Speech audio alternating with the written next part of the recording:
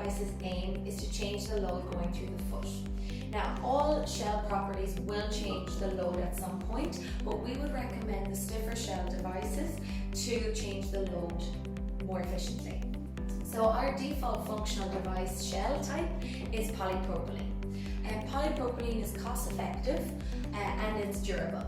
It's also very versatile as it can not only range from semi-flexible to rigid, but it's also very easy to add in shell modifications, skives and different changes.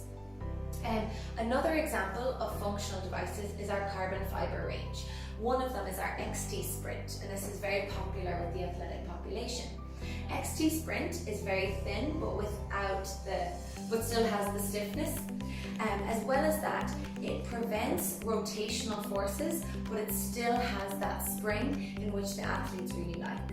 Another example of our Carbon Fibre range is our TL2100.